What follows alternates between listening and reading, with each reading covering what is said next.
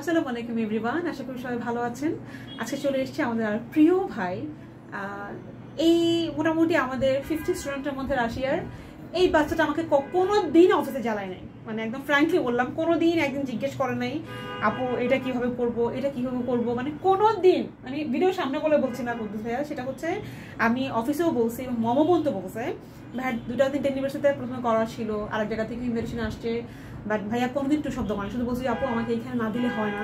মানে এই যে সফটনেসটা, এইটা আসলে আমাদের কনসালটেন্সি ফার্মের ব্যবসা করি, এইরকম ইনস্ট্রুমেন্টটা আমরা আসলে হাতে গোনা একটা বা দুইটা পাই। ট্রুলি ব্লেসড যে একদম কোনোদিন কোনো কিছু বলা নেই, আসছে আপু আলহামদুলিল্লাহ কীভাবে করবো, ওকে আপু ঠিক আছে। সো এটা আসলে আমার কেরিয়ারের জন্য, আমার লাইফের জন্য অনেক বড় পাওয়া, আমার ফ্রেন্ডস কাছের জন্য অনেক বড় পাওয়া। সো আমাদের প্রিয় কুদ্দুস ভাইয়া চলে যাচ্ছে ইনশাল্লাহ 2 তারিখে, ইনশাল্লাহ সব কিছু মিলে ঠিকঠাক থাকে, কারণ 3 তারিখ আমার মস্কোতে পৌঁছাই দিয়েই হবে না বা এখানে খাওয়াবো। আর আজকে আমরা ভাইয়া জানিটা শুনি। ভাইয়া কেমন লাগছে? ইমোশন ফিলিংসটা তো ডিফারেন্ট, এটা মানে কিরকম বোঝাতে পারবো না। ভালো খারাপ দুইটাই, একটা হচ্ছে ফ্যামিলিকে ছেড়ে যাওয়া, হ্যাঁ, তো ভিসা পেয়েছি, তারপর হচ্ছে আপনার চলে যাচ্ছি, সবকিছু একটা মিক্সড ইমোশন। হ্যাঁ আমাদের খারাপ লাগছে। গতকালকে আমরা বলছিলাম, মামা বলছিল ম্যাম সবাই চলে যাচ্ছে, আলহামদুলিল্লাহ বাট ভিসার ইস্যু খুবই ভালো আলহামদুলিল্লাহ আমাদের। সো মোটামুটি তো খালি গত ইনটেক খালি, এতদিন একটা জার্নি, 6 মাস 7 মাস 5 মাস একটা জার্নি, আমাদের একটু খারাপ লাগে। মানুষ ভাবে আমরা শুধু পয়সার জন্যই কাজ করি, আসলে না, আমরাও মানুষ, আমাদের একটু খারাপ লাগে কিন্তু। আচ্ছা, আপনার ব্যাকগ্রাউন্ড কি ছিল, একাডেমিক ব্যাকগ্রাউন্ড? আমার ফাইন্যান্সে বিবিএ করেছিলাম, তারপর আপনার কিছু ফাইন্যান্সিয়াল প্রতিষ্ঠানে জব করেছি, এখনো লাস্ট যে সেটা একটা ফাইন্যান্সিয়াল কোয়েশ্চেন ছিল। তারপর এখানে আসা, আপনাদের এখানে কথা বলা।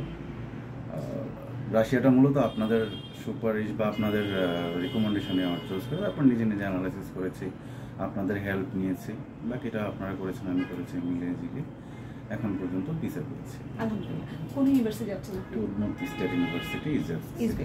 ওকে, সো আপনাদের যতটুকু আমি জানি টিউশন ফিস এবং অ্যাকোমোডেশন খুবই অ্যাফোর্ডেবল আলহামদুলিল্লাহ, মানে বাকি দিয়ে আমাদের মস্কো যেরকম যাচ্ছে খুবই অ্যাফোর্ডেবল টিউশন ফিস, মাত্র 130 মতো পড়ছে, সো খুবই রিজনেবল। আর অ্যাকোমোডেশন খরচটা খুব কম, কিন্তু হোস্টেলে কোথাও বাইরে থাকলে আরও কম পাওয়া যাবে। সো আমরা ইউনিভার্সিটিকে বলছি যে 1 মাস করে পে করবো আমরা, যেটা হবে যে প্রথম মাস আপনারা পে করতে পারলে ভালো লাগলে আপনি বাইরে কোথাও গিয়ে আরও কম খরচ থাকতে পারেন। প্রথমে গিয়ে সিকিউর হওয়ার জন্য হোস্টেলে থাকাটা একটু বেটার, প্রথমে 1 মাস অ্যাটলিস্ট ব্যাঙ্ক অ্যাকাউন্ট না হওয়া পর্যন্ত আর কি। আচ্ছা, ইন্টারভিউ তো নিতে কেমন সময় লেগেছিল আপনার, কেমন সময় লাগলো? ইন্টারভিউ অ্যাকচুয়ালি এতটা সময় বেশিও না, অ্যাকচুয়ালি আসলে আমরা যারা বাইরে যাওয়ার জন্য প্রিপারেশন নেই, তো এদের জন্য একটা মেন্টালি প্রিপারেশন থাকে যে আমরা ইন্টারভিউতে যাবো আসবো। একটা আমার মোটামুটি আপনার 7 to 10 ওয়ার্কিং ডের মতো লেগেছিল। না না না না, সব মিলে 7 to 10 ডেজ। সব মিলে 10, তাহলে তো যদি আপনি শুনি বাদ দেন, ও তাহলে তো খুব কমই পেয়েছে না, ধরুন 12-13 ডেজ হলো, তাহলে খুব কমে। আমাদের কেউ 1.5 মাস ওয়েট করছে। হ্যাঁ, একটা ব্যাপার হচ্ছে আপনার যে ইন্টারভিউর পর যে আপনার যে মানি রিসিপ্টটা আছে এটা জমা দিতে অবস্থা খারাপ হয়ে কষ্ট হয়ে গেছে, একটু সময়, হ্যাঁ কষ্ট হয়ে গেছে। আসলে কিছু করার নয়, এখন এত বেশি স্টুডেন্ট। আমি 2016 শেষ থেকে রাশিয়াতে কাজ করি, এরকম ফ্লো আমরা কখনো দেখিনি, নেভার এভার। এটা থেকে না একটু বিরক্ত লাগে, কারণ হচ্ছে আপনি ইন্টারভিউ দিয়ে শেষ, বাট আপনি তারপরেও এমবাসির সামনে যে, হ্যাঁ খুবই কষ্ট। এবং সত্যি আমি জানি না আমাদের ভিডিও, আমাদের ইউটিউব চ্যানেল, আমাদের পেজ কজন দেখেন, আমার এবং সব স্টুডেন্টের আসলে রিকোয়েস্ট যে আমার অ্যাম্বাসিতে তো দিতেই হবে, এটা আমার মেন্টরি, আমার ভিসা হলেও দিতে হবে, ভিসা না হলেও দিতে হবে। সো এটা আমার রাশিয়ান গভর্নমেন্ট প্লাস হচ্ছে আমার উদ্যান কর্মকর্তা যারা আছেন বাংলাদেশ, সবার কাছে এটা স্টুডেন্টের রিকোয়েস্ট, একবারে ফিটা আগে জমা দিয়ে একদিনে যেন ইন্টারভিউ হয়ে ফাইলটা সাবমিট হয়ে যায়। যেহেতু ওরা অ্যাপয়েন্টমেন্ট নিচ্ছেন, এটা একটা বড় সমস্যা, অ্যাপয়েন্টমেন্ট নিলে আমার জন্য আরো ভালো। যেহেতু অ্যাপয়েন্টমেন্ট করছেই না, একদিন করে নাই, আর সামনে করবে কিনা জানি না, বাট অ্যাটলিস্ট এই বেনিফিটটা দেওয়ার জন্য। কারণ একটা বাচ্চা ইন্টারভিউ দিয়ে ফেলেছে, তার স্ক্রিপ্ট জমা দেওয়ার জন্য আবার 7 দিন করতে হয়, সেটা খুব কষ্ট। মানে আমি হয়তো এখানে বসে বলছি, কিন্তু আমি তো অসংখ্যবার গিয়েছি, বা এবারও তো 2 দিন গাড়ি করে গিয়ে দূর থেকে দেখে আসছি, কাউকে ফোন দিইনি, বাট আমি তো গিয়ে দেখে আসছি যে কি অবস্থা চলছে। সো এটা আসলে আপনি যদি কেউ ভিডিও দেখেন, আমার খুব রিকোয়েস্ট থাকবে আপনাদের পক্ষ থেকে। ভাই কি ইন্টারভিউর প্রশ্ন জিজ্ঞেস করেছিল আপনাকে? আমার যাওয়ার পর প্রথমত আমি কোন ইউনিভার্সিটিতে অ্যাপ্লাই করেছি, কোন সিটি, সাবজেক্ট, তারপর হচ্ছে আপনার মেইন কোর্স কি হবে, মূলত স্টাডি রিলেটেড যে কোশ্চেনগুলো, স্টাডি, হ্যাঁ কমন কোশ্চেন যেগুলো আসলে জাস্ট জানার কথা সবাই, ইউনিভার্সিটিতে কোথায় যাচ্ছি এটা এতটুকু। এবং মজার কথা হচ্ছে, আমি যখন ইন্টারভিউর জন্য, তো আমরা আলাদা করে অনেক সেশন করেছি অনেকের জন্য। আপনি যদি কোনো সেশন করা হয়েছিল?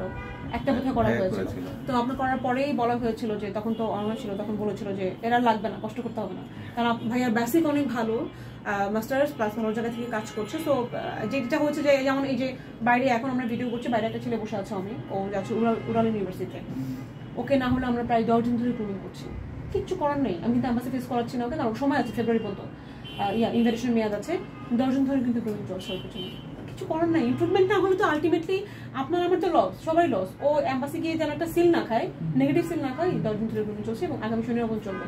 হোপফুলি সানডে হয়তো সিরিয়াল দিয়ে আসছে, হয়তো সানডেতে হয়ে যেতে পারে।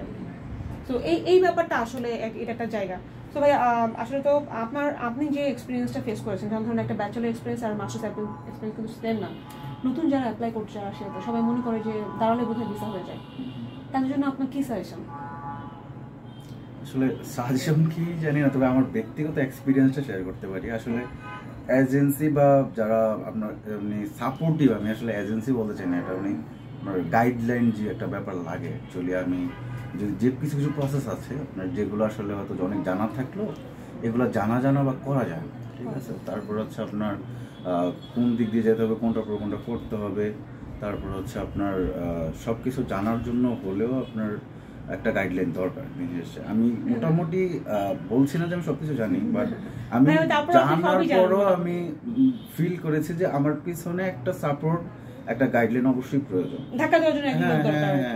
আর নতুন যারা যাচ্ছে, যারা মনে করে যে ইংলিশ ধরন অনেক উইক, ওর জন্য তো সাজেশন কি, বা একদম ওভারঅল রাশিয়ার জন্য যেমন আমরা আইএলটিএস বলি না, হ্যাঁ, তো তাদের জন্য সাজেশনটা কি আপনার?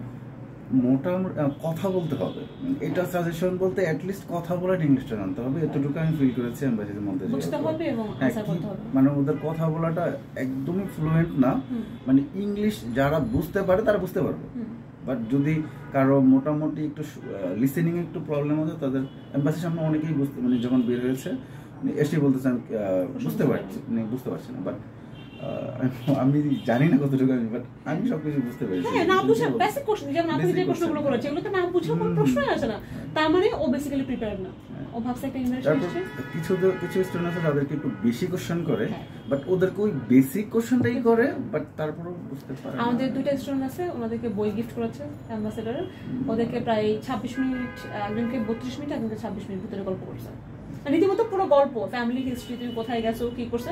তো ওর যেহেতু আইএলটিএস 6 ছিল, ও কিন্তু কোথাও আটকায় নেই, বরং ও ভেতরে যে নার্ভাসনেস নিয়ে গেছে, বের হওয়ার সময় খুব হ্যাপি হয়ে বের হয়েছে, আলহামদুলিল্লাহ আজকে সকালে ভিসা পেয়েছে।